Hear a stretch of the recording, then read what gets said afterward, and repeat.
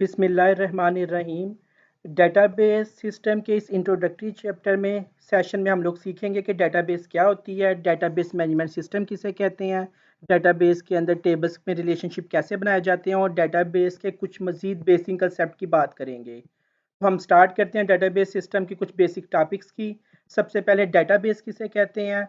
Database को हम simple words में कह सकते हैं a base where we can store our data.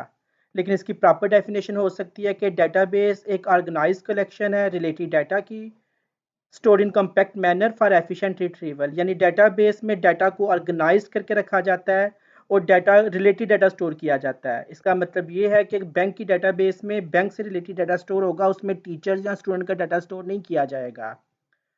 Organise का मतलब ये है कि डाटा को हम अरेंज करके रखेंगे ताकि हम उसको टेबल्स की फॉर्म में मैनेज कर सकें और उसको जो है जब वापस एक्सेस करने का वक्त है, जब उसको हम डाटा को वापस से रिट्रीव करें तो हम उसको क्विकली और एफिशिएंट वे से वापस एक्सेस कर सकें। इसी तरह से कम्पैक्ट मैनर का मतलब ये है कि हम डाटाबेस में डुप्लीकेशन को अवॉइड करेंगे, डाटा को रिपीट नहीं करेंगे, डाटाबेस को इस तरीके से अरेंज करेंगे ताकि हमारे डाटा की डुप्लीकेशन, रिडंडेंसी, रेपिटेशन ना हो सके। तो डेटाबेस में ऑर्गेनाइज कलेक्शन का मतलब है कि डाटा को एडजस्ट करके अरेंज करके रखना है, और रिलेटेड डाटा का मतलब ये है कि डाटा स्पेसिफिक ऑर्गेनाइजेशन का बना रहे हैं तो उस ऑर्गेनाइजेशन से रिलेटेड ही इंफॉर्मेशन सेव की जाएगी। एक्स्ट्रा या अदर ऑर्गेनाइजेशन का डाटा उसमें सेव नहीं किया जाएगा। कम्पैक्ट मैनर का मतलब है कि डाटा को हम ऐसा स्टोर करेंगे कि वो कम से कम जगह पे इंफॉर्मेशन सेव हो जाए, डाटा में डुप्लीकेशन ना की जाएँ। और एफिशिएंट रिट्रीवल, असल में इन सब चीज़ों का पर्पज़ यही था कि डाटा को जब वापस एक्सेस किया जाए, जो डाटा डेटाबेस में स्टोर है, जब उसको हम वापस लें तो हम क्विकली डाटा को एक्सेस कर सकें। ये तभी पॉसिबल है जब आप अपने रिलेटेड डाटा को ऑर्गेनाइज करके कम्पैक्ट मैनर में डाटाबेस में सेव करेंगे। तो डेटाबेस के बाद अगर नेक्स्ट मूव करें तो डेटाबेस नॉर्मली हम बनाते हैं किसी ना किसी सॉफ्टवेयर के अंदर, और उस सॉफ्टवेयर को हम कहते हैं डेटाबेस मैनेजमेंट सिस्टम। तो यहाँ पे लिखा हुआ है database management system is a software system that is use to manage database. In this software, you can create, update, view and delete your database and its data. तो database management system एक software है जिसके अंदर आप अपनी database को create कर सकते हैं, डिलीट कर सकते हैं, डाटा को अपडेट कर सकते हैं, डाटा को व्यू कर सकते हैं। ना सिर्फ डाटा को बल्कि डेटाबेस के टेबल्स को भी, प्राइमरी कीज़ को भी और बाकी चीज़ों को भी।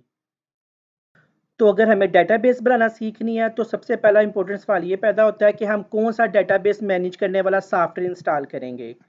तो अगर डेटाबेस को मैनेज करने वाले सॉफ्टवेयर्स की बात की जाए, डेटाबेस मैनेजमेंट सिस्टम्स की बात की जाए, तो सबसे बेहतरीन सॉफ्टवेयर सिस्टम जो है वो पहले और दूसरे नंबर पे जो आपस में फेयर कंपटीशन में है, वो एक ओरेकल कंपनी का ओरेकल डेटाबेस सिस्टम है और दूसरा माइक्रोसॉफ्ट कंपनी का एसक्यूएल सर्वर है।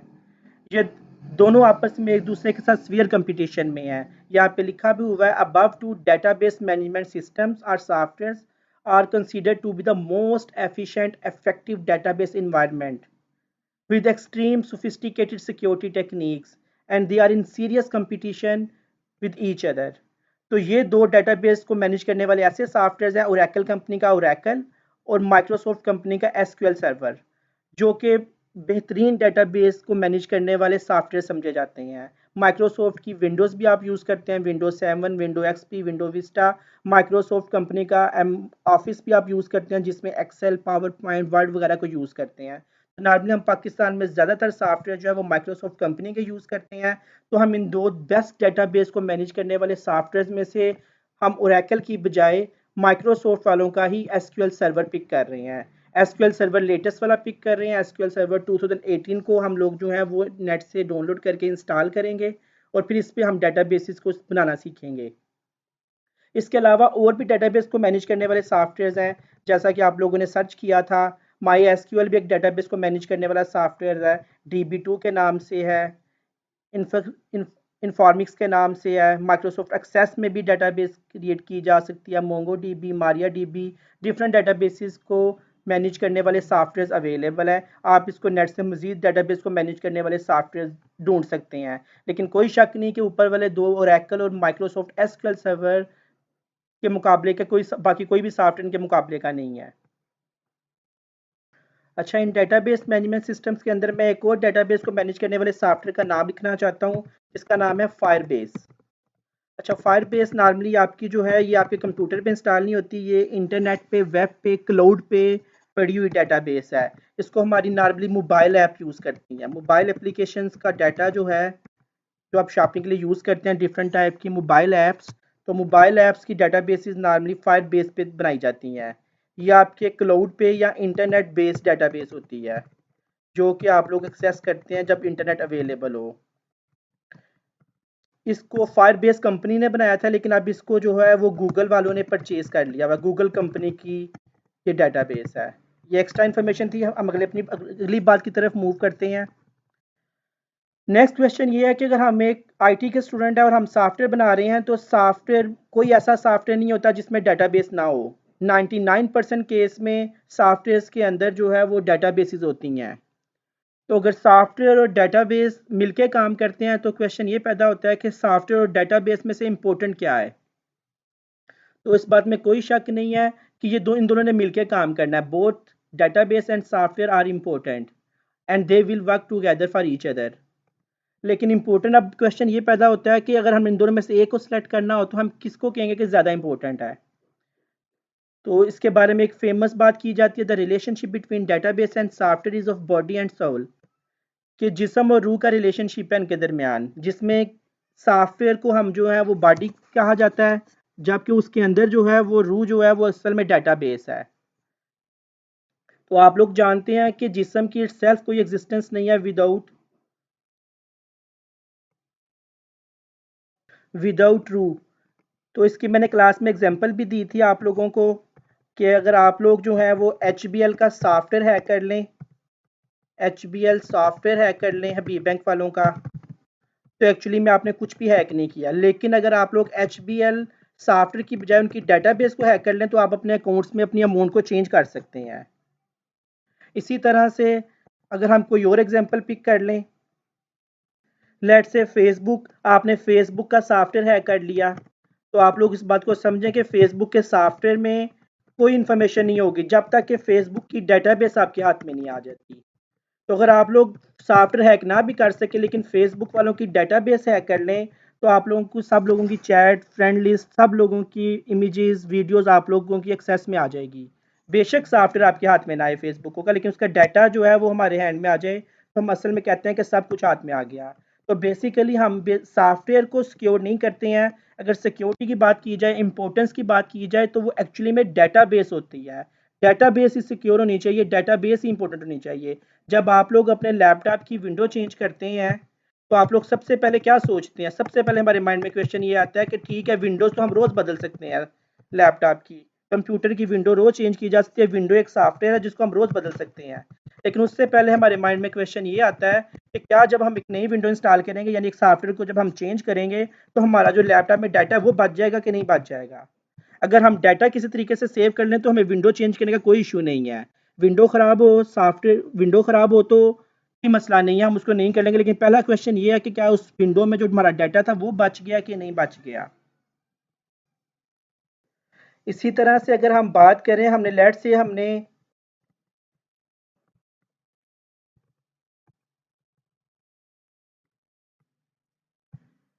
MS पावर पॉइंट पे प्रेजेंटेशन तैयार की है, MS पावर पॉइंट पे एक प्रेजेंटेशन तैयार की है अपनी, 1 मंथ की एफर्ट लगा के हमने एक प्रेजेंटेशन तैयार किया।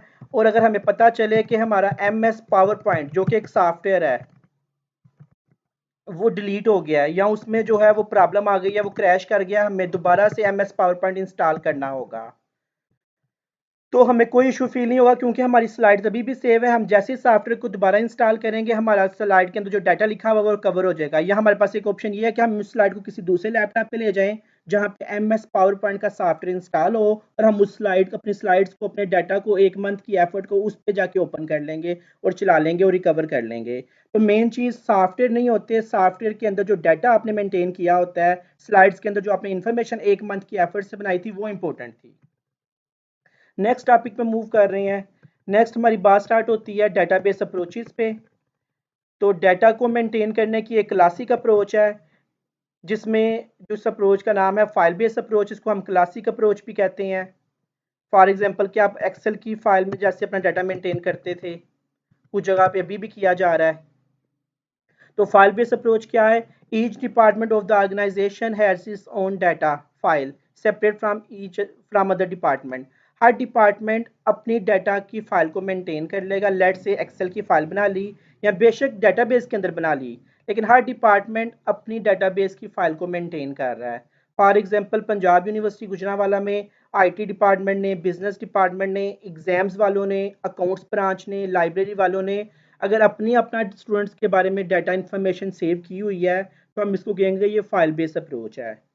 एक दूसरी डाटाबेस को मेंटेन करने की अप्रोच है जिसके मुताबिक आप अपने डाटा को किसी एक सेंट्रल जगह पे सेव कर देते हैं। सारी चीज़ों का डाटा, आईटी डिपार्टमेंट का, बिजनेस डिपार्टमेंट का, एग्जाम्स डिपार्टमेंट का, एडमिशन डिपार्टमेंट का, अकाउंट डिपार्टमेंट का, लाइब्रेरी डिपार्टमेंट का, सारा डाटा एक सेंट्रल जगह पे सेव कर दिया जाता है और फिर उसको सारे डिपार्टमेंट को एक्सेस दी जाती है कि इस सेंट्रल डाटा को एक्सेस कर लिया जाए। तो अगर हर डिपार्टमेंट अपनी फाइल मेंटेन करके अपने डाटा को मैनेज कर रहा होगा तो हम उसे बोलेंगे कि ये फाइल बेस्ड अप्रोच है। लेकिन अगर ऑर्गेनाइजेशन के अंदर डाटा को सेंट्रली मेंटेन कर लिया जाए और सारे डिपार्टमेंट इस सेंट्रल डाटा को एक्सेस करें तो इसको हम सेंट्रलाइज डाटाबेस अप्रोच बोलेंगे। क्वेश्चन पैदा होता है कि इन दोनों अप्रोचेज में से कौन सी अप्रोच बेटर है, तो इस बारे में देखा जा सकता है कि सेंट्रलाइज डाटाबेस अप्रोच में डाटा को शेयर करना और डाटा को यूज़ करना आसान हो जाएगा, जबकि डिसेंट्रलाइज अप्रोच में या फाइल बेस्ड अप्रोच में आप लोगों ने अगर आईटी वालों ने अकाउंट्स वालों के साथ डाटा या इंफॉर्मेशन शेयर करनी है तो वो प्रॉब्लम में रहेंगे।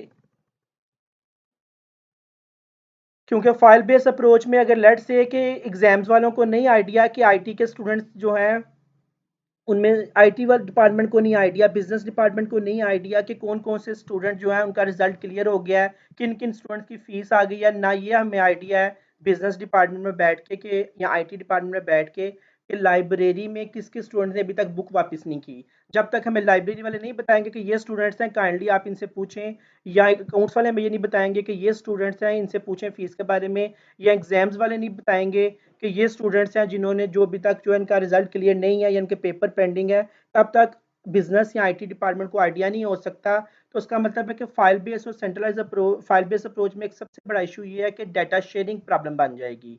लेकिन अगर यही डाटा सेंट्रल जगह पे हो, एग्जाम वाले भी उस डाटा को देख सकते हो, अकाउंट्स वाले भी उस डाटा को देख सकते हो, तो सारी इंफॉर्मेशन शेयरिंग आसान हो जाएगी। हमें पता चल जाएगा किस बच्चे की फीस नहीं आई, किस बच्चे ने अभी तक एग्जाम को क्लियर नहीं किया। इसी तरह से बाज़ दफ़ा अकाउंट्स वाले इंतज़ार कर रहे होते हैं किसी स्टूडेंट का कि इसकी अभी तक फीस सबमिट नहीं हुई, 3 सेमेस्टर हो गए हैं, अब 7 सेमेस्टर में स्टूडेंट चला गया लेकिन अभी तक इसकी 4th सेमेस्टर से ऑनवर्ड फीस जमा नहीं हुई। तो हम आईटी डिपार्टमेंट या बिजनेस डिपार्टमेंट जानता है कि वो स्टूडेंट जो है वो 4th सेमेस्टर से ही छोड़ के चला गया है, या एग्जाम डिपार्टमेंट को पता है कि वो स्टूडेंट 4th सेमेस्टर में ड्रॉप हो गया है। टीचर 7th सेमेस्टर तक उसके अटेंडेंस बोल रहे हैं और अकाउंट्स वाले 7th सेमेस्टर तक उसकी फीस का इंतजार कर रहे हैं।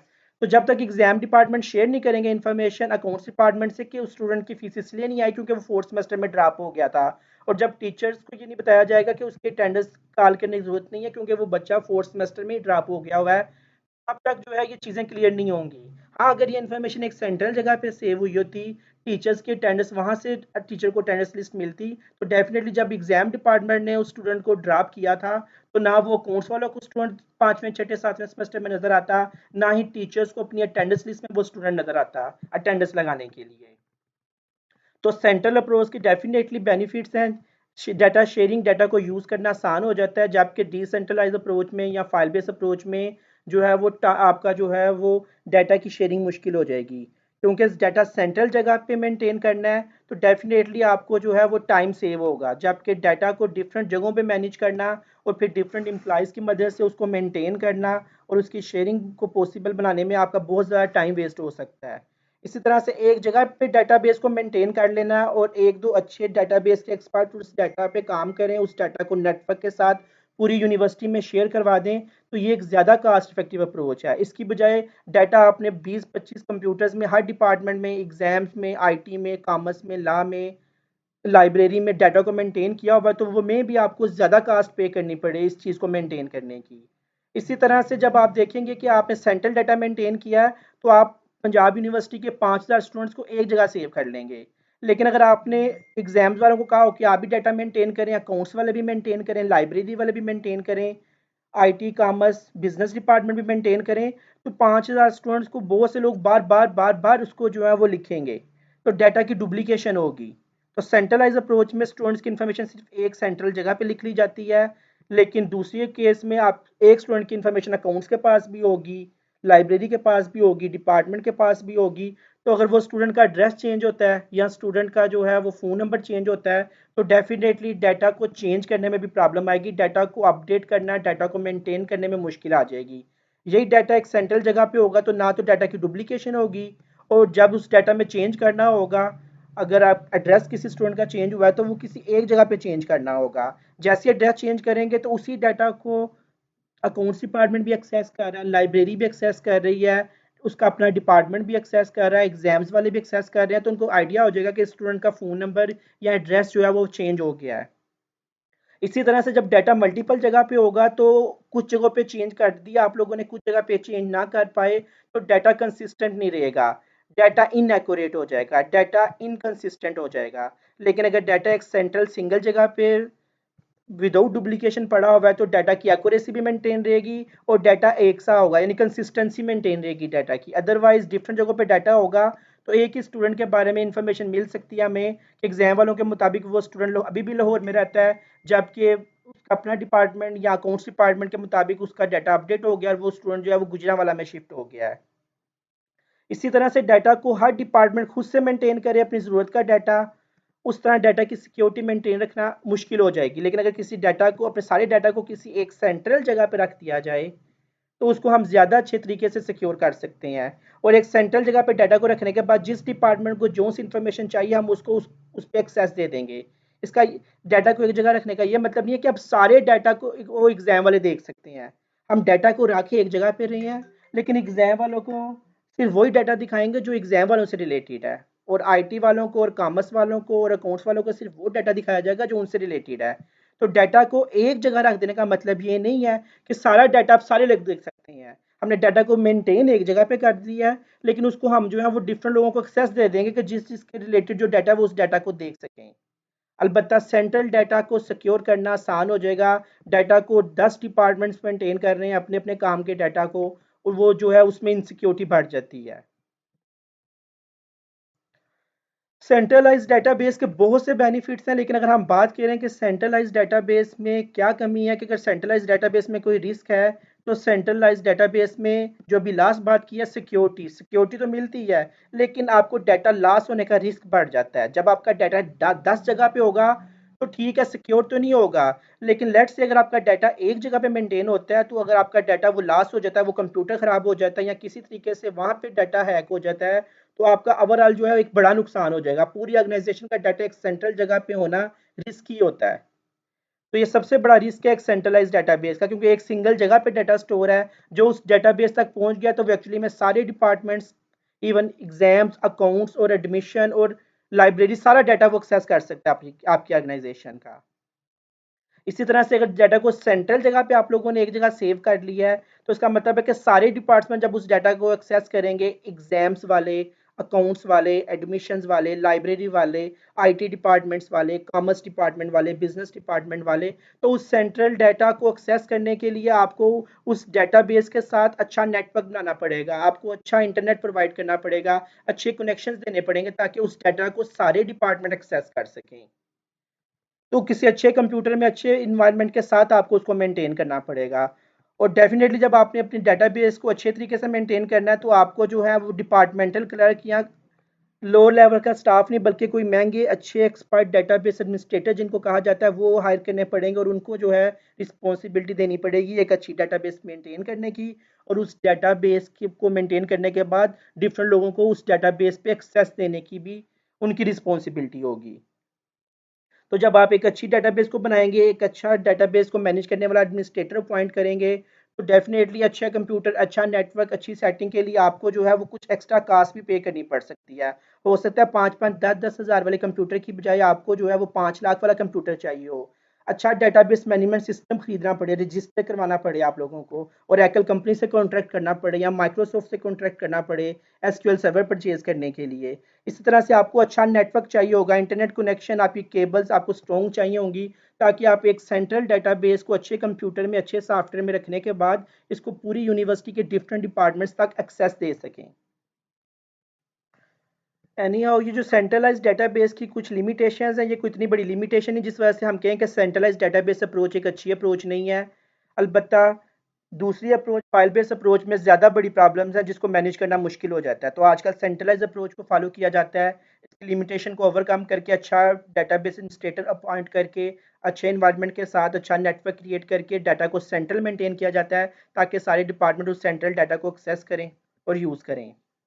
नेक्स्ट हम लोगों को करना होगा कि हमें सबसे पहले डेटाबेस मैनेजमेंट सिस्टम को, किसी डेटाबेस मैनेजमेंट सिस्टम को इंस्टॉल करना होगा, तो हम एसक्यूएल सर्वर को नेट से डाउनलोड करेंगे। मेरी यूट्यूब पे इसकी वीडियो अवेलेबल है, उसको डाउनलोड करने के बाद इंस्टॉल करेंगे। और फिर मेरी एक और वीडियो है जिसमें मैंने सिखाया है कि डेटाबेस मैनेजमेंट सिस्टम को ओपन करके उसमें डेटाबेस कैसे बनाएंगे, डेटाबेस में टेबल्स किस तरह बनेंगे, टेबल्स में कॉलम, टेबल्स में प्राइमरी की फॉरेन कीज कैसे बनेंगी, अगर दो टेबल्स के दरमियान रिलेशनशिप एग्जिस्ट करता है तो उस रिलेशनशिप को हम कैसे इस्टेब्लिश करेंगे। तो आपको मेरी यूट्यूब पे 2 वीडियो जो कि आपने अपने क्लास वर्क में भी की हैं उसको फॉलो करना होगा। नेक्स्ट हम बात करते हैं इसी वीडियो की बेस पे जो कि आप परफॉर्म कर चुके हैं या करेंगे। इसी बेस पे हमने डेटाबेस के कंपोनेंट्स निकाले हैं कि जब आप उस वीडियो को परफॉर्म करेंगे तो आप लोग देखेंगे कि डेटाबेस के अंदर हम टेबल्स बनाते हैं। टेबल को हम फाइल भी कह सकते हैं, टेबल को हम डेटाबेस की टर्मिनोलॉजी में रिलेशन भी कह सकते हैं, टेबल को हम एंटिटी भी कह सकते हैं। एंटिटी एक ऐसी चीज़ जिसके एट्रीब्यूट्स होते हैं, जिसके कॉलम्स हो सकते हैं।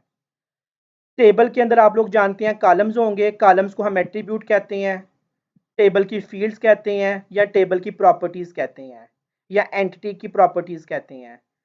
तो टेबल में कॉलम के अलावा टेबल में रिकॉर्ड्स होते हैं स्टूडेंट्स के। अगर स्टूडेंट का टेबल बना रहे हैं तो उस टेबल का नाम होगा स्टूडेंट।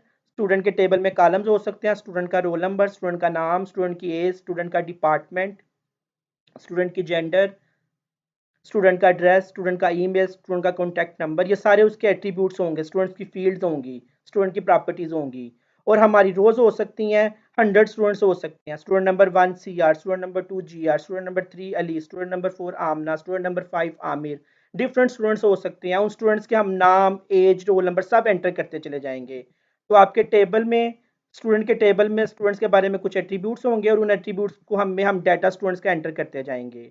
तो 100 के 100 स्टूडेंट्स जो हैं वो स्टूडेंट्स के रिकॉर्ड्स होंगे, स्टूडेंट्स की टपल कह सकते हैं इनको, स्टूडेंट्स की टपल, स्टूडेंट्स के रिकॉर्ड्स, या इनको हम स्टूडेंट्स एक एंटिटी हैं तो इनको हम एंटिटी इंस्टेंस भी कह सकते हैं। Each student in student table is entity instance. Student एक एंटिटी है और एक एक स्टूडेंट की अगर बात की जाए तो हर स्टूडेंट जो है वो एक एंटिटी इंस्टेंस है। स्टूडेंट एक टेबल है और हर एक स्टूडेंट जो है वो स्टूडेंट का एक रिकॉर्ड है, एक एंटिटी इंस्टेंस है, या एक एंटिटी की टपल है। तो 100 स्टूडेंट का मतलब है कि हमारे स्टूडेंट के एंटिटी के अंदर, स्टूडेंट के टेबल के अंदर 100 एंटिटी इंस्टेंसेस हैं। CR एक एंटिटी इंस्टेंस है, GR एक और स्टूडेंट की एग्जांपल है, अली एक और एग्जांपल है स्टूडेंट की। इसी तरह से जब हमने डेटाबेस में भी अभी वीडियोस को फॉलो करके टेबल बनाए हैं, रोज बनाए हैं, कॉलम्स बनाए हैं, तो हम लोगों ने देखा है कि हम कॉलम की डाटा टाइप भी डिफाइन करते हैं। अपने कॉलम की, अपने एट्रीब्यूट की, अपनी फील्ड की या अपनी प्रॉपर्टी की हम डाटा टाइप भी डिसाइड करते हैं। हम बताते हैं कि एज वाले कॉलम में जो है वो डेट टाइप का डाटा आ सकता है बस। हम बताते हैं कि CGP वाले कॉलम में न्यूमेरिक इन्फॉर्मेशन आएगी। हम बताते हैं कि नेम वाले कॉलम में नंबर नहीं आ सकते, डेट नहीं आ सकती, कोई स्ट्रिंग वैल्यू आएगी। n number of variable characters आ सकते हैं, n number of variable characters आ सकते हैं। इसी तरह से हम बता देते हैं कि एज में जो है वो डेट लिखनी है और डिपार्टमेंट में स्ट्रिंग वैल्यूज आ सकती हैं। तो आपको अपने कॉलम की डाटा टाइप डिफाइन करनी चाहिए। इसी तरह से जब हम टेबल में कॉलम बना रहे होते हैं तो हम ये भी डिसाइड करते हैं कि हमारे इन सारे कॉलम्स में से प्राइमरी कॉलम कौन सा होगा। आपके टेबल में एक ऐसा कॉलम होना चाहिए जो कि उसको बाकी कॉलम से डिफ्रेंशिएट कर दे। इस बात का मतलब ये है कि आपके स्टूडेंट के टेबल के अंदर हो सकता है कि नेम वाले कॉलम में 3 अली हों, यानी कि 100 स्टूडेंट्स हैं आपकी डेटाबेस में, और नेम वाले कॉलम में आपको पता चला कि स्टूडेंट नंबर 5 भी अली है, स्टूडेंट नंबर 50 भी अली है और स्टूडेंट नंबर 71 भी अली है। 3 अली हैं। मजे की बात है, इन तीनों अली की एज चेक की तो तीनों अली 21 ईयर्स के थे। ये तीनों तीनों अली कॉमर्स डिपार्टमेंट के निकले। ये तीनों अली की जेंडर भी मेल थी। इन तीनों अली की जो है वो एड्रेस में भी गुजरांवाला लिखा हुआ था। तो हमें कैसे पता चलेगा कि ये तीन अली डिफरेंट डिफरेंट है? तो अलबत्ता कोई ना कोई तो डेटाबेस में एक ऐसा कॉलम हो, ठीक है, नाम कॉमन हो गया, एज भी कॉमन हो गई, डिपार्टमेंट वाले कॉलम में भी इंफॉर्मेशन सेम आ गई। तो कौन सा ऐसा कॉलम है जिसमें इंफॉर्मेशन इन सब की डिफरेंट होगी? तो एक ऐसा कॉलम होना चाहिए। हो सकता है इन तीनों के फादर नेम भी सेम हो। NIC एक ऐसा कॉलम हो सकता है जो कि इन सारे स्टूडेंट का डिफरेंट होगा, या फिर इनका फ़ोन नंबर भी डिफरेंट हो सकता है, या फिर इनका रोल नंबर रख लिया जाए, या स्टूडेंट आईडी रख लिया जाए। कोई ना कोई एक ऐसा कॉलम ज़रूर होना चाहिए जो इन सब स्टूडेंट का जो है वो डिफरेंट होगा। तो इसका मतलब है कि स्टूडेंट के टेबल में आपको एक ऐसा कॉलम चाहिए जो उसको दूसरे स्टूडेंट से डिफरेंटली पहचानने के लिए काम आए। यानी नाम ऐसा कॉलम नहीं हो सकता, स्टूडेंट के नाम सेम हो सकते हैं, एज भी सेम हो सकती है, जेंडर भी सेम हो सकती है, डिपार्टमेंट भी सेम हो सकता है। तो एक कॉलम स्टूडेंट का आईडी एक ऐसा कॉलम है जिसको आप यूज़ कर सकते हैं। स्टूडेंट का आईडी कह लें या स्टूडेंट का रोल नंबर कह लें। ये एक ऐसा कॉलम है जिसका हर हर स्टूडेंट का आईडी या हर स्टूडेंट का रोल नंबर दूसरे स्टूडेंट से डिफरेंट होगा। यानी हम हर स्टूडेंट को दूसरे स्टूडेंट से यूनिकली पहचान सकते हैं, नाम की बेस पे नहीं, लेकिन रोल नंबर तो डिफरेंट होते हैं रोल नंबर की बेस पे। तो उस कॉलम को हम प्राइमरी की कहते हैं। अगर हम बात करें, उसी बात को कंटिन्यू करें, CNIC क्यों नहीं हो सकता? ऐसा भी कोई स्टूडेंट हो सकता है, ऐसे भी दो अली हो सकते हैं जिनके CNIC अभी बने ही ना हो। तो अगर दो स्टूडेंट के CNIC नहीं बनेंगे तो आप कैसे कह सकते हैं सर अली आज नहीं आया? मैं कहूँगा कौन सा अली? तीन अली हैं क्लास में। तो आप कहेंगे सर वो अली जिसका CNIC नंबर नहीं है। तो मैं कहूँगा वो भी दो अली ऐसे हैं जिनके CNIC नहीं है। तो CNIC की बेस पे हम डिफरेंट नहीं कर सकते। फिर आपने कहा सर वो अली जिसके पास फ़ोन नहीं है। मैंने कहा वो भी दो ऐसे अली हैं जिनके पास फ़ोन भी नहीं है, कॉन्टैक्ट नंबर नहीं है। मुझे बताएं किस अली की बात कर रहे हैं? तो आपके पास कोई ऐसा कॉलम होना चाहिए, जब आप उस कॉलम को एक्सप्लेन करें तो मुझे समझ आ जाए अच्छा अच्छा आप उस अली की बात कर रहे हैं।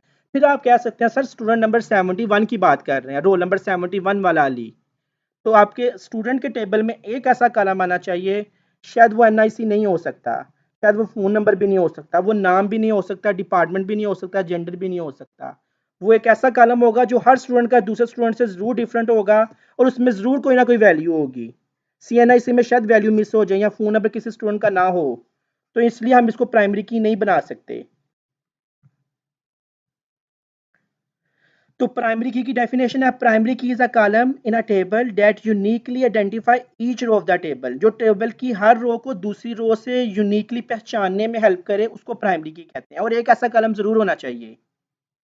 एग्जाम्पल दी हुई है कि आपकी डेटाबेस के स्टूडेंट टेबल में तीन अली हो सकते हैं जिनकी जेंडर, एज और डिपार्टमेंट और एड्रेस सेम हो।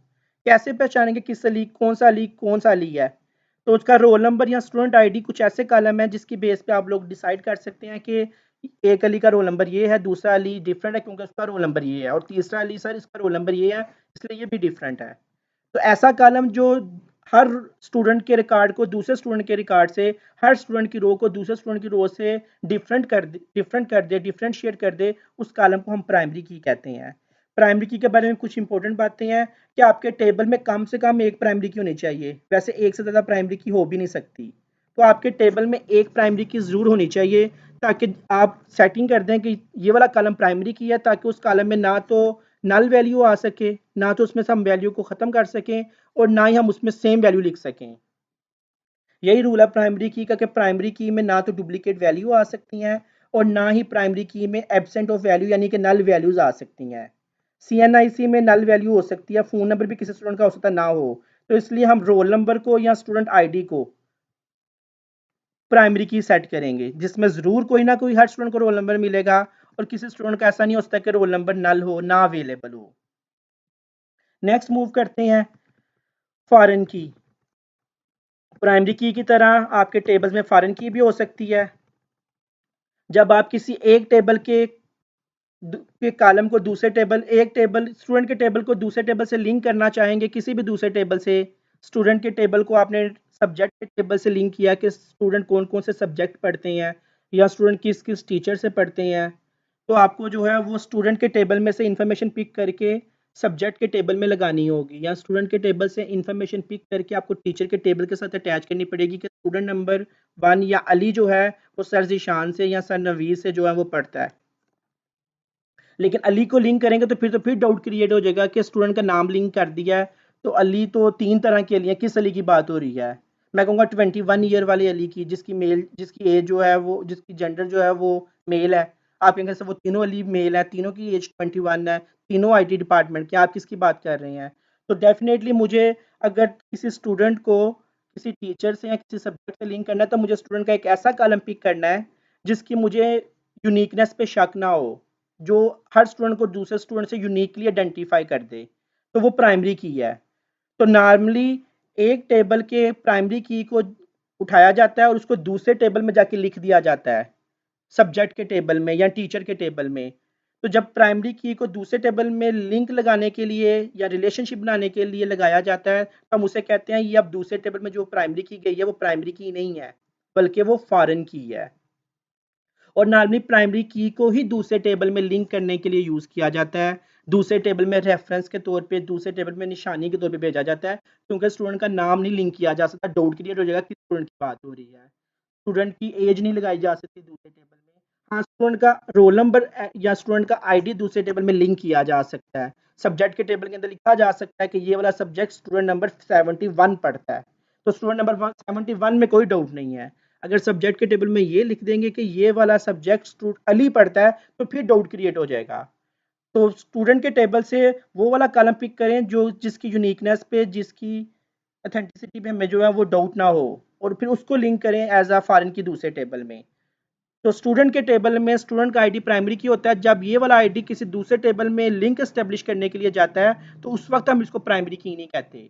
वो दूसरे टेबल में जब उसको यूज़ किया जाता है, तो हम कहते हैं कि ये प्राइमरी की फॉरेन की बन गई है, रिलेशनशिप एस्टेब्लिश करने के लिए आया है ये प्राइमरी की दूसरे टेबल में, अपनी जगह पे प्राइमरी की कायम रहेगी। For establishing relationship between two tables foreign की बनाई जाती है। तो यहाँ पे लिखा हुआ है व्हेन प्राइमरी की of first table is linked and put in the second table for establishing relationship. Relationship बनाने के लिए जब पहले टेबल की प्राइमरी की को दूसरे टेबल में लगा दिया जाता है, तो हम इसे कहते हैं कि ये जो है ये फॉरेन की है। तो ये प्राइमरी की जो है, जो कि सेकंड टेबल में आई है, इसको हम कहते हैं ये फॉरेन की है। यूट्यूब वीडियो अगर आप लोगों ने फॉलो की हो, तो आप लोगों ने उसमें देखा है कि मैंने डिपार्टमेंट के टेबल में से आईडी को पिक किया और डिपार्टमेंट के टेबल की आईडी को पिक करके स्टूडेंट के टेबल में लगा दिया। हर स्टूडेंट के आगे लिख दिया ये स्टूडेंट डिपार्टमेंट नंबर 1 का है, ये स्टूडेंट डिपार्टमेंट नंबर 3 का है, ये स्टूडेंट डिपार्टमेंट नंबर 4 का है। डिपार्टमेंट की आईडी अपने टेबल में प्राइमरी की थी, लेकिन जब वो स्टूडेंट के टेबल में आके यूज हुई, तो हमने इसे कहा कि ये डिपार्टमेंट की फॉरेन की आके लग गई है स्टूडेंट के टेबल में। हर स्टूडेंट के आगे लिखा गया है कि ये स्टूडेंट नंबर 1 है, ये इसका डिपार्टमेंट नंबर 1 है, ये भी स्टूडेंट डिपार्टमेंट नंबर 1 का है, ये भी स्टूडेंट डिपार्टमेंट नंबर 1 का है, जबकि ये चौथा स्टूडेंट जो है ये डिपार्टमेंट नंबर 2 का है। फॉरेन की के बारे में कुछ रूल्स हैं। फॉरेन की जो है कि एक टेबल के अंदर 2-3 फॉरेन कीज हो सकती हैं। यानी कि हो सकता है कि आपके रिजल्ट के टेबल के अंदर टीचर का आईडी भी आ रहा हो, सब्जेक्ट का आईडी भी आ रहा हो और स्टूडेंट का भी आईडी आ रहा हो कि इस टीचर ने इस सब्जेक्ट में इस स्टूडेंट को इतने मार्क्स दिए हैं। तो हो सकता है कि रिजल्ट के टेबल के अंदर 2-3-4 फॉरेन कीज आ रही हों। अच्छा, फॉरेन की बेशक प्राइमरी की में नल वैल्यू नहीं आती, लेकिन जब प्राइमरी की किसी दूसरे टेबल में रिलेशनशिप के लिए बनाई जाती है, तो तब हम इसमें नल वैल्यूज़ को अलाउ कर देते हैं। फॉरेन की में नल वैल्यूज़ आ सकती हैं, प्राइमरी की में नहीं आ सकती। इसी तरह से फॉरेन की में डुप्लीकेट वैल्यूज़ भी आ सकती हैं। हम कह सकते हैं कि स्टूडेंट नंबर 1 सब्जेक्ट नंबर 2 भी पढ़ता है और स्टूडेंट नंबर 1 सब्जेक्ट नंबर 3 भी पढ़ता है और स्टूडेंट नंबर 1 सब्जेक्ट नंबर 5 भी पढ़ता है। यानी एक स्टूडेंट 3-3 4-4 सब्जेक्ट पढ़ रहा है। तो बार बार लिखना पड़ेगा student number 1, student number 1, student number 1, student number 1, subject number 2, 3, 4, 5 पढ़ रहा है। तो फॉरेन की में जो है आप स्टूडेंट का नाम बार बार, स्टूडेंट का आईडी बार बार लिख सकते हैं। तो फॉरेन की में इसका मतलब है कि स्टूडेंट के आईडी रिपीट हो सकते हैं। लेकिन फॉरेन की में जो भी वैल्यू आएगी वो लाजमी प्राइमरी की में होनी चाहिए। यानी आप लोग ये नहीं कह सकते स्टूडेंट नंबर 101, स्टूडेंट नंबर 101। अगर आपके स्टूडेंट के टेबल में सिर्फ 100 स्टूडेंट हैं, तो फॉरेन की में जो है वो 100 स्टूडेंट्स की बात हो सकती है। आप ये नहीं कह सकते कि मैथ का सब्जेक्ट या सब्जेक्ट नंबर 5 जो है उसको स्टूडेंट नंबर 101 पढ़ रहा है। स्टूडेंट नंबर 101 जब अगर डाटाबेस में नहीं है, स्टूडेंट के टेबल में नहीं है, तो फॉरेन की में आप ये नहीं लिख सकते कि स्टूडेंट नंबर 101 ये वाला सब्जेक्ट पढ़ता है। हाँ, स्टूडेंट नंबर 71 की बात करें, स्टूडेंट नंबर 98 की बात करें, स्टूडेंट नंबर 99 की बात कर सकते हैं, स्टूडेंट नंबर 100 की भी बात कर सकते हैं। लेकिन जो स्टूडेंट नंबर 1 01 अगर है ही नहीं डाटाबेस में, तो आप फॉरेन की में कैसे लिख सकते हैं कि ये वाला सब्जेक्ट स्टूडेंट नंबर 101 वाला पढ़ता है, जबकि स्टूडेंट नंबर 101 है ही नहीं है। तो फॉरेन की में सिर्फ वही वाली वैल्यूज आ सकती हैं जो कि पहले प्राइमरी की में होंगी, यानी प्राइमरी की में अगर 100 स्टूडेंट्स हैं तो फॉरेन की में 100 स्टूडेंट्स की बात की जा सकती है, स्टूडेंट नंबर 101 की बात नहीं की जा सकती क्योंकि वो प्राइमरी टेबल में ही नहीं था। क्योंकि हमने रिलेशनशिप की बात की है, टेबल्स के दरमियान रिलेशनशिप की बात हो रही है, तो सबसे पहले क्वेश्चन ये राइज होता है कि आप लोग जो हैं टेबल्स के दरमियान रिलेशनशिप किस तरह के होते हैं। तो टेबल्स के दरमियान बेसिकली तीन तरह के रिलेशनशिप होते हैं। दो टेबल्स के दरमियान 1 to 1 का रिलेशनशिप हो सकता है, दो टेबल्स के दरमियान 1 to मैनी का रिलेशनशिप हो सकता है, और दो टेबल्स के दरमियान मैनी टू मैनी का रिलेशनशिप भी हो सकता है। ऐसे कौन से दो टेबल्स हैं जिनके दरमियान 1 to 1 का रिलेशनशिप हो सकता है। यूनिवर्सिटी के टेबल में यूनिवर्सिटी की इंफॉर्मेशन होगी, यूनिवर्सिटी का नाम, यूनिवर्सिटी का एड्रेस, यूनिवर्सिटी का फ़ोन नंबर, और एक डायरेक्टर्स का टेबल हो सकता है जिसमें डिफरेंट डायरेक्टर्स की इंफॉर्मेशन सेव की हो, डायरेक्टर्स के नाम, डायरेक्टर्स की एज, डायरेक्टर्स की सैलरी, डायरेक्टर्स की डेजिग्नेशन या डायरेक्टर्स के बारे में बाकी एट्रीब्यूट्स। तो अगर इन दो टेबल्स को लिंक करना हो कि कौन सी यूनिवर्सिटी का कौन सा डायरेक्टर है, तो इन दो टेबल्स के दरमियान कौन सा रिलेशनशिप बनता है। एक यूनिवर्सिटी के कितने डायरेक्टर जनरल हो सकते हैं, एक यूनिवर्सिटी का एक ही डायरेक्टर जनरल होगा। और अगर डायरेक्टर्स के टेबल में से किसी एक डायरेक्टर को पिक किया जाए, किसी एक डायरेक्टर की बात की जाए, तो कोई एक डायरेक्टर जो है वो किसी एक यूनिवर्सिटी में पॉइंट किया गया होगा। तो यूनिवर्सिटी और डायरेक्टर्स के टेबल में लिंक है, हाँ जी है, यूनिवर्सिटी में डायरेक्टर पॉइंट होते हैं। एक यूनिवर्सिटी में कितने डायरेक्टर अपॉइंट होते हैं, एक डायरेक्टर अपॉइंट होता है। और एक डायरेक्टर्स को नॉर्मली कितनी यूनिवर्सिटीज़ में अपॉइंट किया जाता है, तो नॉर्मली एक डायरेक्टर को एक यूनिवर्सिटी में अपॉइंट किया जाता है।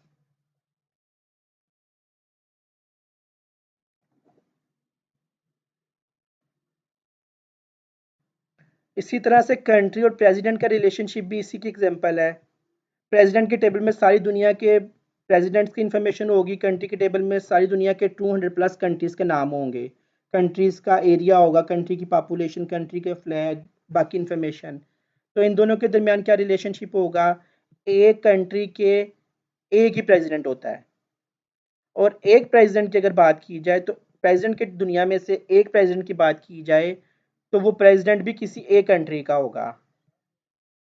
आप लोग लिंक कैसे एस्टेब्लिश करते हैं, लिंक एस्टेब्लिश करने का हम एक रूल लिख रहे हैं यहाँ पे, you will have to pick one instance from first table.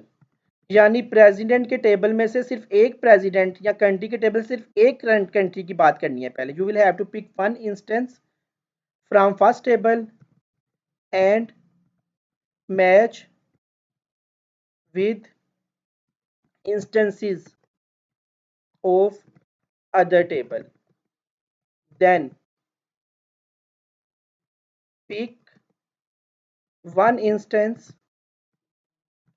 from second table and matches it with instances of first table। Instance से अगर इश्यू हो रहा है तो हम इसे कह सकते हैं कि आपने रो, इसको हमने रो रो भी इसकी का नाम है, तो आपको पहले टेबल से एक रो को पिक करना है और उसको दूसरे टेबल्स की रोज से मैच करें कि कितने रोज से इसका रिलेशनशिप हो सकता है। और फिर दूसरे टेबल में आते हुए आपने इसकी एक रो को पिक करना है, किसी एक प्रेसिडेंट को या किसी एक कंट्री की बात या किसी एक डायरेक्टर जनरल की बात या किसी एक यूनिवर्सिटी की बात करते हुए देखना है कि एक यूनिवर्सिटी जो है वो दूसरे टेबल के कितने डायरेक्टर जनरल से लिंक हो सकती है। तो ऐसे हम मैचिंग करते हैं एक्चुअली में। आगे चलते हैं, 1 to 1 का रिलेशनशिप देख लिया, तो 1 to मैनी की बात करते हैं। डिपार्टमेंट और स्टूडेंट के दरमियान कौन सा रिलेशनशिप है, तो रूल के मुताबिक पहले डिपार्टमेंट के टेबल में से सारे डिपार्टमेंट्स नहीं, किसी एक डिपार्टमेंट को पिक कर लें और उसके बारे में सोचें कि वो कितने स्टूडेंट से लिंक हो सकता है। तो डिपार्टमेंट के टेबल में से कोई एक department, let's say commerce department मैंने पिक किया, तो कॉमर्स डिपार्टमेंट में कितने स्टूडेंट्स हो सकते हैं। तो कॉमर्स डिपार्टमेंट में मैंने लिख दिया मैनी स्टूडेंट्स हो सकते हैं, एक तरफ से मैनी निकल आया। अब आप दूसरे टेबल की तरफ आ जाएं और दूसरे टेबल में रूल के मुताबिक एक रिकॉर्ड पिक कर लें। दूसरे टेबल में से स्टूडेंट नंबर 1 पिक कर लें, पहला student, student number 1 C R. तो दूसरे टेबल में जो स्टूडेंट नंबर 1 है अली, सी आर अली, वो कितने डिपार्टमेंट्स का हो सकता है? तो दूसरे टेबल का जो एक स्टूडेंट है, स्टूडेंट अली, वो कितने डिपार्टमेंट से लिंक हो सकता है? तो वो ज्यादा से ज्यादा जो है ना एक ही डिपार्टमेंट का स्टूडेंट होगा वो। तो ये रिलेशनशिप बन गया। इसी तरह से एक कंट्री के मैनी सिटीज हो सकते हैं, और अगर फिर सिटी के टेबल में आके एक सिटी को उठा लिया जाए तो वो एक सिटी कितने कंट्री से रिलेटेड होगा? तो वो एक सिटी, लेट से गुजरांवाला सिटी, किसी एक कंट्री का होगा। तो हम उस रूल को फॉलो करके रिलेशनशिप निकाल रहे हैं जो मैंने ऊपर मेंशन किया है कि आपको पहले टेबल में से एक रिकॉर्ड को पिक करना है और इसको देखना है कि दूसरे टेबल के कितनी चीज़ों से मैच होता है, ये 1 से होता है कि मैनी से होता है। और फिर इसी तरह दूसरे टेबल में से एक रिकॉर्ड को पिक करना है, एक स्टूडेंट को पिक करना है या एक सिटी को पिक करना है और उसको देखना है कि वो कितने डिपार्टमेंट से या कितने कंट्री से लिंक हो सकता है। 1 टू मैनी का रिलेशनशिप निकल आएगा या रिलेशनशिप डिफाइन हो जाएगा।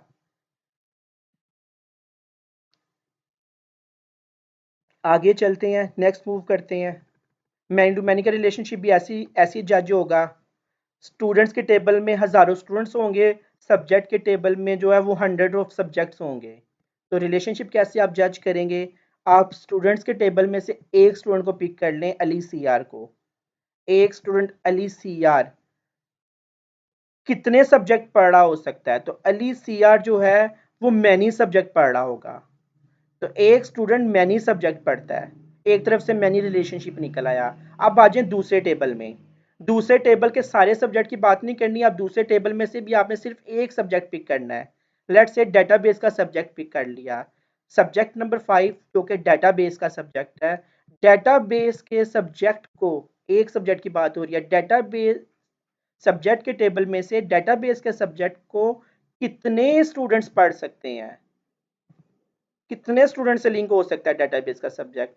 तो डेटाबेस का सब्जेक्ट जो है वो स्टूडेंट के टेबल में मैनी स्टूडेंट से लिंक हो सकता है। तो इसका मतलब है कि स्टूडेंट और सब्जेक्ट के दरमियान मैनी टू मैनी का रिलेशनशिप है। एक स्टूडेंट मैनी सब्जेक्ट पढ़ रहा हो सकता है, और फिर इस तरफ आए, एक सब्जेक्ट मैनी स्टूडेंट्स पढ़ रहे हो सकते हैं। तो मैनी टू मैनी का रिलेशनशिप निकल आया। तो ये 3 तरह के रिलेशनशिप हो सकते हैं दो टेबल्स के दरमियान। और टेबल याद रखिएगा, आप लोग जानते हैं टेबल हम उसको कहते हैं जिसके अपने एट्रीब्यूट्स हों, जिसके अपने कॉलम्स हों। स्टूडेंट्स के अपने एट्रीब्यूट हो सकते हैं, टीचर के अपने कॉलम हो सकते हैं। टीचर का नाम, टीचर की एज, टीचर की जेंडर, टीचर का डिपार्टमेंट, टीचर की डेजिग्नेशन, टीचर की सैलरी, टीचर का कॉन्टैक्ट नंबर, टीचर का एड्रेस। यानी जिस चीज़ के अपने एट्रीब्यूट्स हो सकते हैं, अपने कॉलम्स हो सकते हैं, वही टेबल होता है। अदरवाइज जिसके कॉलम्स ना हो, एज, एज का अपना कोई कॉलम नहीं होता, तो एज टेबल नहीं हो सकता। रिलेशनशिप की बात की, टेबल्स के दरमियान 3 तरह के रिलेशनशिप हो सकते हैं, 1 to 1, 1 to many, many to many. तो अगर दो टेबल के दरमियान 1 टू 1 का रिलेशनशिप है तो किस टेबल की प्राइमरी की को किस टेबल में लगा देंगे? तो अगर दो टेबल के दरमियान 1 टू 1 का रिलेशनशिप है, आप लोग जानते हैं हर टेबल में प्राइमरी की होती है। तो अगर दो टेबल के दरमियान 1 टू 1 का रिलेशनशिप है, कंट्री के टेबल में भी एक प्राइमरी की होगी, प्रेसिडेंट के टेबल में भी एक प्राइमरी की होगी। क्या कंट्री की प्राइमरी की को प्रेसिडेंट के टेबल में लगा दिया जाए फॉरेन की के तौर पे, या प्रेसिडेंट की प्राइमरी की को उठा के कंट्री के टेबल में लगा दिया जाए प्राइमरी की के तौर पे? तो रूल ये कहता है कि 1 टू 1 के लिए कोई स्पेसिफिक रूल नहीं है। चाहे आप पहले टेबल की प्राइमरी की को दूसरे टेबल में एज अ फॉरेन की लगा दें, चाहे दूसरे टेबल की प्राइमरी की को फर्स्ट टेबल में फॉरेन की बना दें, तो रिलेशनशिप बन जाएगा। कंट्री की प्राइमरी की, कंट्री आईडी को प्रेसिडेंट के टेबल में फॉरेन की बना दें, या फिर प्रेसिडेंट की आईडी को पिक करें और कंट्री के टेबल में फॉरेन की बना दें, तो रिलेशनशिप बन जाएगा। यानी इसका कोई हार्ड फास्ट रूल नहीं है कि पहले की प्राइमरी की को दूसरे में लगाना है या दूसरे की पहले में लगाना है। जिसकी मर्जी, जिस मर्जी में प्राइमरी की ऐड कर दें, रिलेशनशिप बन जाएगा। ये बात हो रही है उन दो टेबल्स की जिन दो टेबल के दरमियान 1 टू 1 का रिलेशनशिप होगा। लेकिन बाकी अगले दो केसेस में ऐसा नहीं है। अगर दो टेबल्स के दरमियान 1 टू मैनी का रिलेशनशिप हुआ, जैसा कि डिपार्टमेंट और स्टूडेंट के टेबल्स के दरमियान 1 टू मैनी का रिलेशनशिप है, तो उसका रूल ये है कि आपने 1 वाले की प्राइमरी की को पिक करना है और फॉरेन की बना देना है मैनी वाले टेबल में। एहतियात से ये काम करना है, इसका उल्ट नहीं करना, नहीं तो डाटा में डुप्लीकेशन शुरू हो जाएगी, आप लोगों की डेटाबेस प्रॉपर्ली मेंटेन नहीं होगी। अच्छा, 1 to 1 के केस में ऐसा कोई रूल नहीं था। एज 1 to 1 के केस में था, ठीक है, जिस मर्जी की प्राइमरी की को दूसरे में फॉरेन की बना दे, रिलेशनशिप बन जाएगा। लेकिन 1 to many में ऐसा नहीं हुआ। 1 to many में एक रूल आया है कि 1 वाले की प्राइमरी की को पिक करना है और उसको फॉरेन की बनाना है मैनी वाले टेबल के अंदर। तो फॉरेन की बनेगी मैनी वाले टेबल में। 1 वाला टेबल कौन सा है, मैनी वाला टेबल कौन सा है। तो ये 1 वाले टेबल हैं इस तरफ। इन तीनों टेबल में से कस्टमर की प्राइमरी की को ऑर्डर में लगा दें, या कंट्री की प्राइमरी की को सिटी में लगा दें, या डिपार्टमेंट की प्राइमरी की को स्टूडेंट में लगा दें, तो रिलेशनशिप बन जाएगा। स्टूडेंट के आईडी को या स्टूडेंट के रोल नंबर को उठा के डिपार्टमेंट में नहीं लगाना, उल्टा नहीं करना इसको। एक डिपार्टमेंट में मैनी स्टूडेंट्स हो सकते हैं, तो ये टेबल है मैनी वाला, स्टूडेंट का टेबल है मैनी। आप स्टूडेंट के टेबल में आए, एक स्टूडेंट की बात करें, एक स्टूडेंट कितने डिपार्टमेंट का हो सकता है, तो एक स्टूडेंट जो है वो किसी एक डिपार्टमेंट का ही होगा। तो डिपार्टमेंट का टेबल 1 वाला टेबल है और स्टूडेंट का टेबल जो है वो मैनी वाला टेबल है। तो रूल के मुताबिक डिपार्टमेंट के टेबल की प्राइमरी की को स्टूडेंट के टेबल में फॉरेन की बना दिया जाएगा। अगर आपने मेरी यूट्यूब की वीडियो फॉलो किया जो मैंने आपको पहले देखने के लिए कहा था, तो उसमें ऐसा ही किया गया है, उसमें ऐसा ही किया गया है। यहाँ पे मैंने मेंशन भी किया है यहाँ पे कि मैंने अपने YouTube वीडियो में डिपार्टमेंट की आईडी को पिक किया है और स्टूडेंट के टेबल में लगाया है, ताकि रिलेशनशिप एस्टेब्लिश हो जाए। क्योंकि इन दोनों टेबल्स के दरमियान 1 to many का रिलेशनशिप था, तो 1 वाले की प्राइमरी की को उठा के ही फॉरेन की बनाना था, उसका उल्ट नहीं करना था। क्या ख्याल है अगर हम मैनी टू मैनी की बात करें, दो टेबल्स के दरमियान अगर मैनी टू मैनी का रिलेशनशिप है, तो फिर क्या होगा। क्या हमें स्टूडेंट के टेबल की प्राइमरी की को उठा के सब्जेक्ट में लगाना है, क्योंकि सब्जेक्ट का टेबल मैनी है, या फिर सब्जेक्ट के टेबल की प्राइमरी की को उठा के स्टूडेंट के टेबल में लगाना है, क्योंकि स्टूडेंट का टेबल भी मैनी है। तो क्वेश्चन राइज होता है कि जब दो टेबल के दरमियान मैन टू मैन का रिलेशनशिप है, तो फिर क्या होगा। तो फिर स्टूडेंट की प्राइमरी की को सब्जेक्ट के टेबल में नहीं लगाया जा सकता, और ना ही सब्जेक्ट के टेबल की प्राइमरी की को उठा के स्टूडेंट के टेबल में लगाया जा सकता है। इस केस में इन दोनों की प्राइमरी कीज को पिक करेंगे और इन दोनों की प्राइमरी कीज को पिक करके एक तीसरे टेबल में फॉरेन की बना दिया जाएगा, क्योंकि इन दोनों के दरमियान मैनी टू मैनी का रिलेशनशिप है। इसके साथ स्टार मैंने इसलिए लगाया क्योंकि मैंने अपने यूट्यूब की वीडियो में ये रिलेशनशिप बना के दिखाए हैं स्टूडेंट और सब्जेक्ट का, और आप लोग देखेंगे कि इन दोनों की प्राइमरी की को मैंने एक तीसरे टेबल में भेज दिया है, क्योंकि इन दोनों के दरमियान मैनी टू मैनी का रिलेशनशिप था। और डिपार्टमेंट और स्टूडेंट के दरमियान क्योंकि 1 to many का रिलेशनशिप था, इसलिए मैंने डिपार्टमेंट की आईडी को पिक करके स्टूडेंट के टेबल में भेज दिया। लेकिन अगर दो टेबल के दरमियान मैन टू मैनी का रिलेशनशिप होता, तो मैं इन दोनों की प्राइमरी कीज एक दूसरे में नहीं भेज सकता था, मुझे इन दोनों की प्राइमरी कीज को उठाना था और एक तीसरे टेबल में भेजना था। ये इसका रूल है। नेक्स्ट मूव करते हैं। नेक्स्ट बात स्टार्ट होती है डेटाबेस के बैकअप्स की। तो डेटाबेस के बैकअप की बात करें तो डेटाबेस के बैकअप की टाइप्स में एक फुल डेटाबेस का बैकअप है और एक इंक्रीमेंटल डेटाबेस का बैकअप है। फुल डेटाबेस बैकअप का मतलब है कि आप अपनी सारी डेटाबेस जो कि आज तक आपका डाटा मेंटेन हुआ है आपकी डेटाबेस के अंदर, आप पूरी डेटाबेस का बैकअप ले लें। यानी 10 की 10 जीबी या 50 की 50 जीबी का डाटाबेस का बैकअप लिया जाए, क्योंकि हो सकता है कंप्यूटर की विंडो उड़ जाए या कंप्यूटर की डाटाबेस करप्ट हो जाए या कुछ मसला बने, तो डाटाबेस पिछले 20 साल का डाटा रिकवर तो करना होगा हमें। पिछले 20 साल क्या कमाया, किस मंथ क्या सेल थी, वो सारा ज़ाया नहीं होना चाहिए। तो हमें डेली बेसिस पे या वीकली बेसिस पे किसी ना किसी तरीके से स्केड्यूल करके अपने डाटाबेस के बैकअप लेने होते हैं, ताकि जब डाटाबेस क्रैश करें या डाटाबेस ख़राब हो तो हम बैकअप से डाटाबेस को वापस रिस्टोर कर लें, अपना डाटा दोबारा रिकवर कर लें। तो सवाल ये पैदा होता है कि हम फुल डेटाबेस का बैकअप रोज लें, 50 के 50 जीबी का, या 500 से 500 के 500 जीबी का रोज डेटाबेस बैकअप लें, या जो हमने कल डेटाबेस का बैकअप लिया था उसके बाद जो आज तक चेंजेस आए हैं, पिछले 24 घंटे में जो चेंज आए हैं, बस उसका बैकअप ले लिया जाए। तो फुल बैकअप का मतलब है कि पूरी डेटाबेस का बैकअप लिया जाए। इंक्रीमेंटल बैकअप का मतलब है कि पिछली डेटाबेस के बैकअप लेने के बाद जो जो चेंज आए हैं उसका बैकअप ले लिया जाए। इसी तरह से दो और टाइप्स भी हैं बैकअप की, कि चलती डेटाबेस का बैकअप लिया जाए या पहले डेटाबेस को ऑफलाइन कर लिया जाए, स्टॉप कर लिया जाए ताकि कोई इसको एक्सेस ना कर सके, और फिर बैकअप लिया जाए। तो ये भी डेटाबेस की किसी और पर्सपेक्टिव से बैकअप्स हैं। तो रूल कुछ ये कहता है कि अगर आपने सोच लिया कि आपने पूरी डेटाबेस का बैकअप लेना है, तो पूरी डेटाबेस का बैकअप आप नॉर्मली डेटाबेस को डिस्कनेक्ट करके ऑफ करके लेते हैं, क्योंकि 500 जीबी डेटाबेस का बैकअप लिया जा रहा है। उस टाइम अगर लोग डाटा नया ऐड करना शुरू कर दें, इसमें आपकी डेटाबेस का डाटा देख रहे हो, आपकी डेटाबेस का डाटा अपडेट हो रहा हो, आपकी डेटाबेस में से डाटा कुछ डिलीट किया जा रहा हो, आपकी डेटाबेस में नया डाटा आ रहा हो, 500 जीबी बैकअप कैसे मुकम्मल होगा? पहले 5 जीबी का बैकअप मुकम्मल होगा, छठे जीबी का बैकअप बन रहा होगा, तो पता चलेगा पहले वाले जीबी में जो है वो चेंजेस शुरू हो गए हैं। तो इतना बड़े लेवल के बैकअप को चलती डेटाबेस में नहीं लिया जाता है, पहले डेटाबेस को स्टॉप किया जाता है और फिर पूरी डेटाबेस का बैकअप लिया जाता है। हाँ, लेकिन इंक्रीमेंटल बैकअप लेना है, आपने पिछले 24 घंटे में डेटाबेस में क्या क्या चेंज आए हैं उसका बैकअप लेना है, तो वो आप जल्दी से चलती डेटाबेस का भी ले सकते हैं।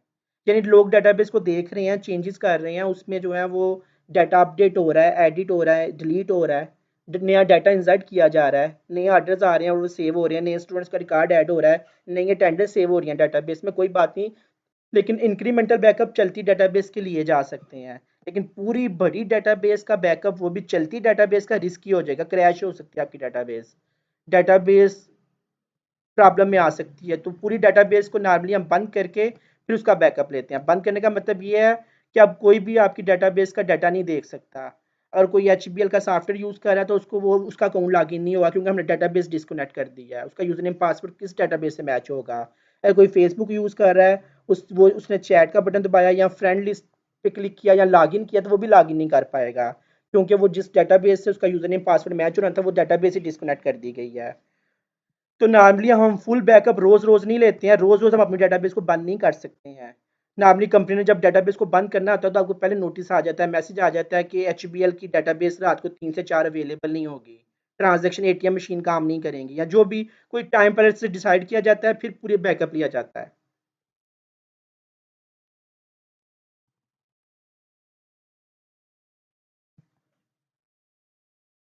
अच्छा, डेटाबेस का वैसे बैकअप इसलिए लिया जाता है कि अगर डेटाबेस क्रैश कर जाए तो हम डेटाबेस को रीस्टोर कर सकें। डेटाबेस का बैकअप किस तरह से लिया जा सकता है और डेटाबेस को किस तरह से रीस्टोर किया जा सकता है, तो ये भी मैंने ऊपर जो यूट्यूब की वीडियो बताई है उसमें मैंने ये काम भी करके दिखाया है। उसमें ना सिर्फ table, primary keys, foreign keys को बनाना सिखाया है, रिलेशनशिप बनाना सिखाया है टेबल के दरमियान, बल्कि डेटाबेस का बैकअप और उस बैकअप को रीस्टोर कैसे किया जा सकता है डेटाबेस के उड़ जाने के बाद, डेटाबेस के क्रैश हो जाने के बाद, उसमें मेंशन किया गया है। एक और बात यहाँ पे मैं एक्सप्लेन कर दूं कि फुल डेटाबेस बैकअप रोज रोज नहीं लिए जाते हैं। लेट्स से आपने डिसाइड कर लिया कि आपने हर मंथ के बाद डेटाबेस का बैकअप लेना है, और इंक्रीमेंटल बैकअप आपने सोच लिया कि हर रोज लिया करना, हर रोज जब ऑफिस का क्लोजिंग टाइम होगा शाम 6 बजे, तो हम रात को 8 बजे बैकअप लिया करेंगे। तो इंक्रीमेंटल बैकअप रोज रात को आप ले रहे हैं, और जबकि फुल डेटाबेस का बैकअप जो है वो आप लोगों ने डिसाइड किया कि मंथ के एंड पे 31 तारीख को या 30 तारीख को लिया जाएगा। तो अब सवाल पैदा ये होता है कि फ़र्ज़ करें कि आपकी डेटाबेस जो है वो 25 तारीख को क्रैश हो गई, कोई सर्किट में प्रॉब्लम आई, आपके कंप्यूटर में से धुआं निकलने लग गया, डेटाबेस उड़ गई, आपके जिस कंप्यूटर में डेटाबेस है सारा डाटा उड़ गया। अलबत्ता आपने उसका बैकअप किसी USB में या किसी और जगह संभाला हुआ था। आप एक नया कंप्यूटर परचेज करके उसमें सारा कुछ इंस्टॉल करेंगे और डेटाबेस को रीस्टोर कर लेंगे।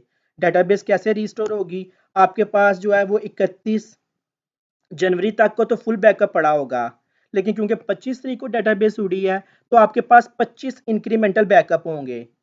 एक यकम फरवरी का, एक 2 फरवरी का, एक 3 फरवरी का, एक 4 फरवरी का, एक 5 फरवरी का, इस तरह 25 फरवरी तक 25 बैकअप होंगे। तो पहले तो आप 31 जनवरी का पूरा बैकअप रिस्टोर करेंगे, उसमें पिछले 20 साल का डाटा स्टोर होगा 31 जनवरी तक, और फिर आप बारी बारी 1 फरवरी का, 2 फरवरी का, 3 फरवरी का बैकअप जो है वो उसमें मर्ज करते चले जाएंगे, और एक्चुअली में आप लोग जो है वो 25 फरवरी तक का डाटा जो है वो रिकवर हो जाएगा, क्योंकि 25 फरवरी को या 26 फरवरी को जो है वो आपकी डेटाबेस क्रैश हुई। अच्छा, इसका मतलब ये हुआ कि अगर हम हमारी विश होगी कि हमारे पास हमारी डेटाबेस जो है अगर क्रैश होनी है तो वो 2 या 3 तारीख को क्रैश हो, क्योंकि उस टाइम हमारे पास पिछले पूरे माह तक का ओवरऑल पूरा बैकअप होगा, और फिर यकम और 2 तारीख का 2 इंक्रीमेंटल बैकअप होंगे, और हम 3 तारीख को सबसे आराम से अपना डेटाबेस रिकवर कर सकते हैं। लेकिन 30 तारीख को अगर डेटाबेस उड़ती है या 29 तारीख को उड़ती है, तो हमें सबसे ज़्यादा काम करना पड़ेगा, क्योंकि एक तो पिछले माह तक का डेटाबेस होगा 31 तारीख तक का, उसके बाद इस महीने के 29 दिनों का भी हमें बैकअप जो है वो बारी-बारी इंक्रीमेंटल बैकअप से रीस्टोर करना होगा। और इसी तरह से जब हमारी फ़र्ज़ करें डेटाबेस 25 तारीख को भी क्रैश नहीं करती, 26 को भी क्रैश नहीं करती, 30 तारीख तक क्रैश नहीं हुई, और यकम आ गया तो अब हमारा मतलब इसका मतलब है कि अब हमें फिर एक पूरा बैकअप लेना है। रात को 3 बजे बैठ के नेट को अपने डेटाबेस को डिस्कनेक्ट करके बैकअप लेना चाहिए ताकि लोग डिस्टर्ब ना हो। पहले बता दिया जाए कि 31 तारीख की रात को 3 से 4 बजे तक डेटाबेस अवेलेबल नहीं हुआ करेगी हर महीने। पूरी डेटाबेस का बैकअप लिया जाएगा। तो अब जब यकम को हम ऑफिस में आएंगे तो हमें पता होगा हमारे पास अब पूरी डेटाबेस का फुल बैकअप है। तो पिछले महीने के 30 दिनों में जो आप लोगों ने बैकअप लिए हैं अब उस बैकअप की जरूरत नहीं है आपको। तो आप अपने पूरे महीने के 30 इंक्रीमेंटल बैकअप को डिलीट कर सकते हैं क्योंकि अब आपके पास मंथ एंड पे उसका पूरा बैकअप बन गया है। बल्कि पुराने महीनों के बैकअप को भी अब आप वेस्ट कर सकते हैं क्योंकि आपके पास 31 तारीख की रात को ओवरऑल सारी डेटाबेस का फुल बैकअप आ गया है। इसी तरह से अगर हम बात करें तो बैकअप की सेटिंग हो जाती है उसके अंदर एसक्यूएल सर्वर के अंदर कि आप ऑटो डेटाबेस बैकअप भी ले सकते हैं। ऑटो डेटाबेस बैकअप भी लिया जा सकता है कि खुद ही एसक्यूएल सर्वर डेटाबेस का बैकअप ले ले। आपने टाइमर सेट किया होगा, इसकी भी सेटिंग हो जाती है। या फिर आप मैनुअल डेटाबेस का बैकअप ले सकते हैं जैसा कि मैंने अपनी वीडियो में लिया था। डेटाबेस पे राइट क्लिक करके डेटाबेस का बैकअप लिया था। तो डेटाबेस की अगर टाइप्स की थोड़ी सी और एक्सप्लेनेशन में जाया जाए तो ये भी दो टाइप्स निकलती हैं, auto database backup versus manual database backup. तो लोग बाज़ दफ़ा डेटाबेस में सेटिंग कर देते हैं कि डेटाबेस का खुद ही बैकअप लिया जाता जाए, हर रात को 12 बजे जो है वो डेटाबेस अपना बैकअप क्रिएट कर ले। और वैसे इसको भी अगर मैं एक्सप्लेन करूँ तो ऑटो बैकअप नॉर्मली जो हम इंक्रीमेंटल पे सेट करते हैं और मैनुअल बैक और जो फुल बैकअप है उसको हम जो है वो मैनुअल के साथ सेट करते हैं। तो ऑटो डेटाबेस बैकअप जो है वो टाइमर लगा के इंक्रीमेंटल बैकअप को सेट कर दिया जाता है कि रोज़ रात को 8 बजे रोज़ रात को 12 बजे ऑटोमेटिकली जो है वो इंक्रीमेंटल बैकअप लिया जाए डेटाबेस का, बेशक डेटाबेस चल रही हो कोई बात नहीं। जबकि मैनुअल डेटाबेस बैकअप हम एहतियात से अपनी डेटाबेस को डिसकनेक्ट करके मंथ एंड पे या जो भी हमारी पॉलिसी हो कंपनी की उसके मुताबिक ली जाती है। ये भी फिक्स नहीं होता कि हर मंथ के एंड पे आपने फुल बैकअप लेना है। कुछ लोग हर वीक एंड पे फुल बैकअप लेते हैं जिनकी डेटाबेस में ज़्यादा तेज़ी से चेंज आ रहे होते हैं। अगर बड़ी ऑर्गेनाइजेशन हो, हज़ारों कस्टमर्स हो, हज़ारों लोग यूज़ कर रहे हो तो ज़्यादा चेंजेस आती हैं। फिर लोग एक एक साल के बाद फुल डेटाबेस का बैकअप लेते हैं। नेक्स्ट मूव कर रहे हैं अगले टॉपिक की तरफ। ये डेटाबेस बैकअप की मैंने डिटेल नोट्स में से निकाली है, इसको आप पढ़ सकते हैं। अच्छा, नेक्स्ट टॉपिक में मूव करने से पहले एक और बात जो मैं ऐड कर रहा हूँ, जिस तरह मैंने बैकअप में ऐड किया है इस तरह से मैं एक और बात ऐड करना चाहूँगा। अच्छा, जिस तरह हमने डेटाबेस की कीज़ की बात की थी यहाँ पे कि प्राइमरी की होती है, फॉरेन कीज़ होती है, इस तरह से कुछ और कीज़ भी होती हैं डेटाबेस में। प्राइमरी की, फॉरेन की के अलावा कैंडिडेट की होती है, कैंडिडेट की, प्राइमरी की, फॉरेन की, कैंडिडेट की, अल्टरनेट की, कंपोजिट की।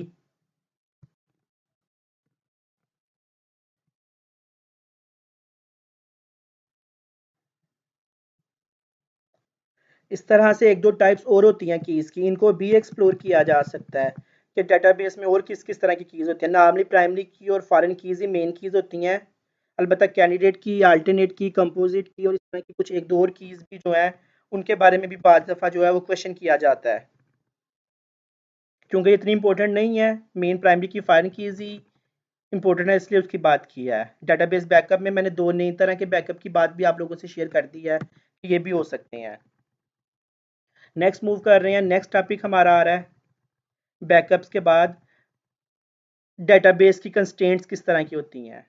तो डेटाबेस की कंस्ट्रेंट की अगर बात की जाए तो डेटाबेस में कंस्ट्रेंट्स जो हैं वो तीन तरह की होती हैं जो कि ज़रूरी होती हैं। तीन डेटाबेस में चेक्स ज़रूर लगने चाहिए। इनको हम कहते हैं डाटा इंटेग्रिटी कंस्ट्रेंट्स।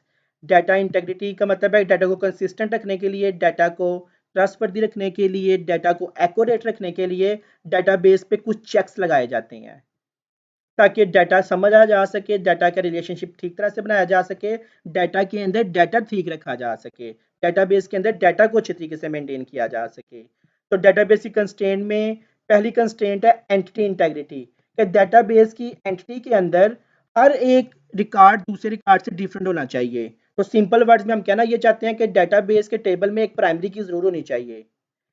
बेशक डेटाबेस में 5 अली हों, पाँचों की एज सेम हो, पाँचों का डिपार्टमेंट सेम हो, पाँचों की जेंडर सेम हो, पाँचों के पास फ़ोन नंबर ना हो, पाँचों का सीएनआईसी ना बना हो, लेकिन उन पाँचों का रोल नंबर तो डिफरेंट होगा ना। तो हर एंटिटी का इंस्टेंस दूसरे से डिफरेंट होना चाहिए और वो एक ऐसा कॉलम बनाना चाहिए ताकि वो हर एक रिकॉर्ड को दूसरे रिकॉर्ड से डिफरेंट कर दे। तो एंटिटी इंटेग्रिटी ये कहती है कि डेटाबेस के हर टेबल में एक प्राइमरी की होनी चाहिए ताकि हर एंटिटी का रिकॉर्ड दूसरे रिकॉर्ड से डिफरेंट हो जाए। इसी तरह से जब एक एंटिटी के रिकॉर्ड को दूसरे रिकॉर्ड से, एक टेबल को दूसरे टेबल से लिंक किया जाता है तो उसको हम फॉरेन की कहते हैं या रेफरेंस की कहते हैं। तो एक और इंटेग्रिटी डेटाबेस में होती है जिसे कहते हैं रेफरेंशियल इंटेग्रिटी, जो साफ वर्ड्स में ये कहना चाहती है कि आपको फॉरेन की बनानी चाहिए। यानी सिर्फ क्या नहीं देना चाहिए कि ये इस टेबल की फॉरेन की है, बल्कि उसको जिस तरह वीडियो में किया उस तरह फॉरेन की डिक्लेयर कर देना चाहिए। इसका फ़ायदा ये होता है कि फिर फॉरेन की में नल वैल्यूज़ आ सकती हैं। फॉरेन कीज़ में जो है बस वही वैल्यू आएंगी जो प्राइमरी की में हो, और फॉरेन की में वैल्यू डुप्लीकेट भी हो सकती हैं। यानी वो सारे रूल्स जो कि एक फॉरेन की पे अप्लाई होते हैं वो रूल अप्लाई हो जाएंगे जब आप लोग जो है वो एक फॉरेन की को फॉरेन की डिक्लेयर करेंगे, सिर्फ सोचेंगे नहीं। तो एक इंटेग्रिटी ये है कि आपकी जो है वो रेफरेंस की को आपको फॉरेन की बनाना चाहिए। दूसरी इंटेग्रिटी, दूसरा रूल ये है कि आपको अपनी हर एंटिटी के अंदर प्राइमरी की बनानी चाहिए। और तीसरा रूल ये है कि आपको अपने कॉलम की डोमेन डिफाइन करनी चाहिए, यानी कॉलम की डाटा टाइप बतानी चाहिए कि एज वाले कॉलम में किस तरह का डाटा आ सकता है और सीजीपी वाले कॉलम में किस तरह का डाटा आ सकता है। यानी सीजीपीए में किस टाइप का, सीजीपीए में एबीसी नहीं लिखने की इजाजत होनी चाहिए। तो सीजीपीए में फिर कौन से नंबर आने चाहिए, कौन से न्यूमेरिक वैल्यू आ सकती हैं। इसी तरह से अगर आप स्टूडेंट्स की एज लिखवा रहे हैं तो एज के लिए क्या डेट टाइप होगी। अगर आप किसी चीज़ की क्वांटिटी पूछ रहे हैं कि कितने पीस का ऑर्डर करना है तो वो उसमें एबीसी या डेट लिखने की परमिशन नहीं होनी चाहिए, वो सिर्फ इंटीजर वैल्यू आ सकते हैं, नंबर वैल्यूज आ सकते हैं 1 2 3। तो आपको अपने कॉलम की डाटा टाइप भी डिफाइन करनी चाहिए। जब आप कॉलम की डाटा टाइप डिफाइन करते हैं तो आप बता देते हैं कि इसमें किस तरह की वैल्यूज आ सकती हैं, क्या कुछ लिखा जा सकता है और क्या क्या नहीं लिखा जा सकता। तो असल में आप अपने डाटाबेस की इंटेग्रिटी को मेंटेन कर रहे होते हैं कि हर टेबल का रिकॉर्ड दूसरे से यूनिक हो। ये भी आपने एक अच्छी इंटेग्रिटी, एक अच्छा चेक लगा लिया डाटाबेस पे। डेटाबेस की फॉरेन की अपने रूल्स को फॉलो करे। जब एक टेबल को दूसरे टेबल से रेफरेंस किया जाए, रेफर किया जाए, तो उसको हम फॉरेन की डिक्लेयर कर दें ताकि वो प्रॉपर्ली जो है वो अपने रूल्स के साथ इंप्लीमेंट हो सके, कोई इशू ना बने। और इसी तरह से जब हम किसी कॉलम को डिफाइन करें तो हम बता दें कि इस कॉलम में बस इस तरह की डाटा आ सकता है, इसके अलावा डाटा लिखेंगे तो वो गलत डाटा होगा, वो नहीं लिखना चाहिए। तो आपको डाटा को सही रखने के लिए, डाटा की इंटेग्रिटी को, डाटा की क्वालिटी को मेंटेन रखने के लिए कुछ चेक्स लगाने होते हैं। उन चेक्स को कहा जाता है कि हम डाटाबेस में कुछ कंस्ट्रेंट्स लगा रहे हैं, कुछ इंटेग्रिटीज सेट कर रहे हैं। और उन इंटेग्रिटीज के नाम है एंटिटी इंटेग्रिटी। प्राइमरी की लगाएंगे तो बात ऑटोमेटिकली अप्लाई हो जाएगी। रेफरेंशियल इंटेग्रिटी, फॉरेन कीज अच्छे से बनाएंगे तो ऑटोमेटिकली लग जाएगी। डोमेन इंटेग्रिटी भी होनी चाहिए आपकी डाटाबेस में। अगर आप हर कॉलम की डाटा टाइप डिफाइन कर देंगे तो ऑटोमेटिकली डाटा की डोमेन डिफाइन हो जाएगी कि किस तरह की वैल्यूज लिखी जा सकती हैं। उसके बाद हम लोग बात कर रहे हैं डाटाबेस के इन्वायरमेंट्स की। अच्छा, अगर डेटाबेस एनवायरनमेंट की बात की जाए तो उससे पहले, सबसे पहले हम इस एग्जांपल को अपना थोड़ा सा एक्सपेंड कर लेते हैं। पंजाब यूनिवर्सिटी का सिर्फ एक कैंपस, गुजरांवाला कैंपस नहीं है। अब आजकल जो है आपकी ऑर्गेनाइजेशन जो है वो मल्टीनेशनल होती हैं, डिफरेंट कंट्रीज़ में फैली होती हैं, उनकी मल्टीपल ब्रांचेज होती हैं, डिफरेंट सिटीज़ तक फैली होती हैं। तो अगर डेटाबेस की बात की जाए एक ऑर्गेनाइजेशन की डेटाबेस, तो नॉर्मली हम सिर्फ पंजाब यूनिवर्सिटी की डेटाबेस की बात करें तो उसका ये मतलब नहीं कि हम सिर्फ गुजरांवाला कैंपस की बात कर रहे हैं। पंजाब यूनिवर्सिटी लाहौर में भी 2 कैंपस हैं, old campus, 2 campus. Punjab university Jhelum में भी है, पंजाब यूनिवर्सिटी अयूबिया में खानसपुर में भी है। तो पंजाब यूनिवर्सिटी के सिर्फ 4 5 कैंपसेज हैं। तो जब हम पंजाब यूनिवर्सिटी की डेटाबेस की बात करेंगे और जब हम उस डेटाबेस के एनवायरनमेंट की बात करेंगे तो उस पर्सपेक्टिव से अगर देखा जाए तो डेटाबेस के जो है वो इन्वायरमेंट्स 3 तरह के बनते हैं। एक सेंट्रलाइज्ड डेटाबेस इन्वायरमेंट, इसका मतलब है कि पंजाब यूनिवर्सिटी के 5 डिपार्टमेंट्स की, 5 कैंपसेस की डेटाबेस को एक सेंट्रल जगह में स्टोर किया गया है। लेट्स से लाहौर में हमने सारी पंजाब यूनिवर्सिटी की डेटाबेस को मेंटेन कर लिया है। या एक डिस्ट्रीब्यूटेड अप्रोच हो सकती है, और तीसरी अप्रोच है डिसेंट्रलाइज्ड डेटाबेस एनवायरनमेंट, यानी कि हर एक डिपार्टमेंट ने, हर एक कैंपस ने अपनी अपनी डेटाबेस मेंटेन कर ली है। अच्छा, इन इन्वायरमेंट्स के अगर अगर पंजाब यूनिवर्सिटी के 3 4 5 कैंपसेस को सोचा जाए और फिर इन इन्वायरमेंट्स को एक्सप्लेन किया जाए तो आप इस एग्जांपल को समझ सकते हैं। सेंट्रलाइज्ड डेटाबेस अप्रोच में ये होगा कि आपकी डेटाबेस जो है वो कोई एक डिपार्टमेंट, कोई एक मेन डिपार्टमेंट जो है वो अपने पास मेंटेन कर लेगा। For example Punjab university Lahore ने सोच लिया कि हम डाटा को मेंटेन कर लेंगे, और फिर क्या होगा, वो डाटा को नेटवर्क पे रख देंगे ताकि सारे डिपार्टमेंट जो है, बाकी 3 या 4 डिपार्टमेंट उस डाटा को एक्सेस कर सकें। लेकिन मसला तब है कि अगर इंटरनेट डाउन हुआ या जो नेटवर्क बनाया गया है डाटा को एक्सेस करने के लिए, सेंट्रल डाटा बेस को एक्सेस करने के लिए जो नेटवर्क बनाया गया है जो सारे कैंपसेस या सारे डिपार्टमेंट्स ने एक्सेस करना है, अगर वो नेटवर्क डाउन हुआ तो फिर क्या होगा? सेंट्रल डाटा को एक सेंट्रल जगह पे रखना बहुत अच्छी बात है, लेकिन उस डाटा को सारे कैंपसेस में शेयर करना इंपॉर्टेंट काम है। और अगर शेयरिंग में इश्यू आया या नेट डाउन हो गया या कनेक्शन डिस्कनेक्ट हो गया तो बाकी डिपार्टमेंट्स अपना काम नहीं कर सकेंगे, स्टूडेंट की अटेंडेंस नहीं लगा सकेंगे, स्टूडेंट का रिजल्ट नहीं मेंटेन कर सकेंगे। स्टूडेंट कौन सा सब्जेक्ट पढ़ रहा है, अपना टाइम टेबल, स्टूडेंट टीचर की इन्फॉर्मेशन, कोई भी इन्फॉर्मेशन एक्सेस नहीं कर सकेंगे, क्योंकि डाटा एक सेंट्रल जगह पे पड़ा हुआ था और सारे डिपार्टमेंट ने डाटा को वहां से एक्सेस करना था। अगर स्ट्रॉन्ग नेटवर्क प्रोवाइड कर दिया जाए जो कि डाउन ना हो, हमेशा अवेलेबल रहे, तो तब ये जो है ये एक अच्छी अप्रोच है। सेंट्रलाइज्ड डेटाबेस के अल्टरनेट पे एक अप्रोच है डिसेंट्रलाइज्ड डेटाबेस इन्वायरमेंट। इसमें क्या है कि गुजरांवाला कैंपस वाले, लाहौर कैंपस वाले और जेएलएम कैंपस वाले अपना अपना डाटा अपने अपने पास मेंटेन करें। अच्छा, इस केस में इनको कोई नेटवर्क बना के अपने डाटा को एक दूसरे से शेयर करने की ज़रूरत नहीं है। नेटवर्क, चाहे नेट आ रहा हो चाहे इंटरनेट ना आ रहा हो, तो गुजरांवाला कैंपस अपना डाटा इस्तेमाल कर सकता है।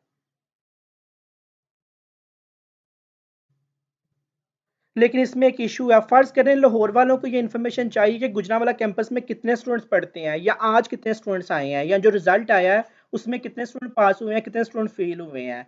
वीसी साहब चाहते हैं कि उनको पूरी पंजाब यूनिवर्सिटी के आज की फ़ीस का स्टेटस पता चले कि आज तक कितने लोगों की कितनी फ़ीस आ गई है। तो लाहौर वाले गुजरांवाला भी फ़ोन करेंगे, जेहलम भी फ़ोन करेंगे और पूछेंगे कि बताएं किस किस की फ़ीस आई है, किस किस की फ़ीस नहीं आई, क्योंकि डिसेंट्रलाइज अप्रोच पे काम किया जा रहा है। हर एक कैंपस अपनी डेटाबेस को सेपरेटली मेंटेन कर रहा है, सेपरेटली मेंटेन भी कर रहा है, और इनकी आपस में हर डिपार्टमेंट की, हर कैंपस की डेटाबेस दूसरे से लिंक नहीं है, कोई नेटवर्क एग्जिस्ट नहीं करता। तो डाटा शेयरिंग का बहुत बड़ा मसला रहेगा। एक कैंपस दूसरे कैंपस से अपनी इन्फॉर्मेशन को शेयर नहीं कर सकता। मे भी प्रिंट निकाल के गाड़ी पे रख के टीसीएस करवा के इन्फॉर्मेशन शेयरिंग करनी पड़े इनको। ऐसा पंजाब यूनिवर्सिटी में ऐसा ही चल रहा है आजकल। अलबत्ता क्योंकि नेटवर्क नहीं बना हुआ तो डाटा शेयरिंग पॉसिबल नहीं है। तो डिसेंट्रलाइज में हर डिपार्टमेंट ने अपना डाटा मेंटेन किया हुआ है और वो आपस में नेटवर्क से कनेक्ट नहीं है। नेटवर्क से कनेक्ट ना होने की वजह से हर किसी का काम नहीं रुकेगा, नेटवर्क हो या ना हो, डाउन हो, चल रहा हो, हर डिपार्टमेंट अपना अपना काम करता रहेगा, हर कैंपस अपना अपना काम करता रहेगा। लेकिन इशू आता है डाटा शेयरिंग में। तो एक तरफ डाटा शेयरिंग की प्रॉब्लम है, दूसरी तरफ अगर नेटवर्क डाउन हो गया तो उसमें प्रॉब्लम है। डिसेंट्रलाइज में प्रॉब्लम है डाटा शेयर की, और सेंट्रलाइज में प्रॉब्लम है कि डाटा शेयरिंग तो पॉसिबल है, लेकिन अगर नेटवर्क डाउन हो गया तो फिर डाटा शेयरिंग किस तरह से होगी।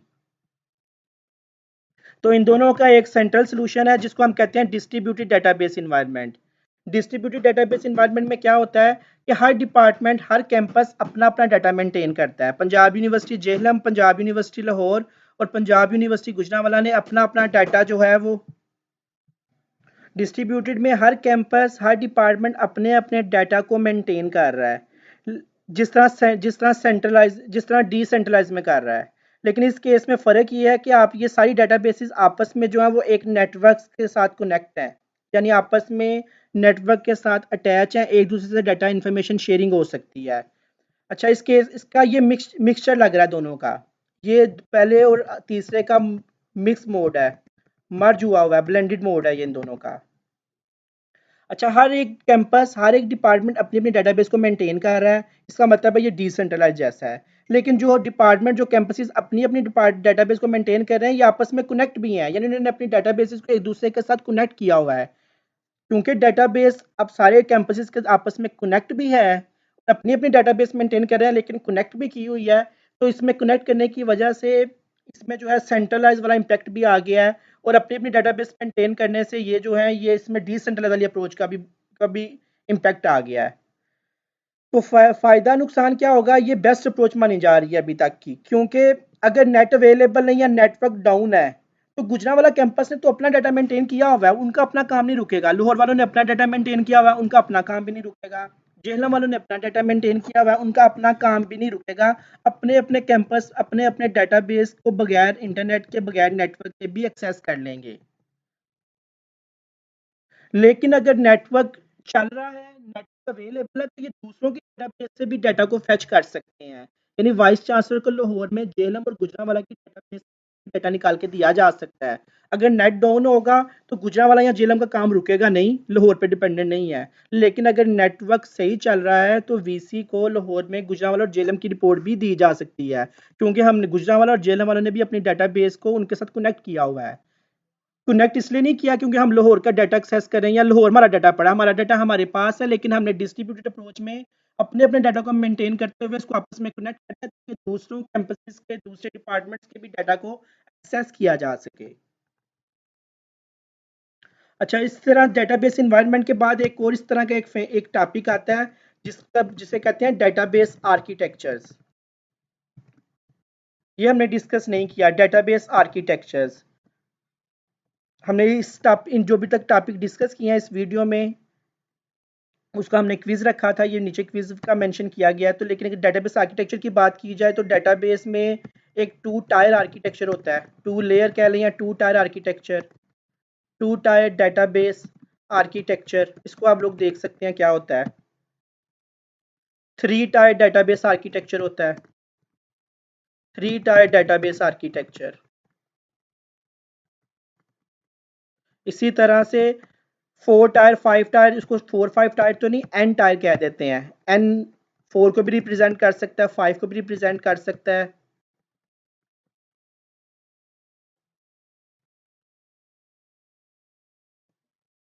तो इसको बी नेट से देखा जा सकता है कि टू टायर, थ्री टायर और एन टायर डेटाबेस के आर्किटेक्चर जो है वो क्या होते हैं।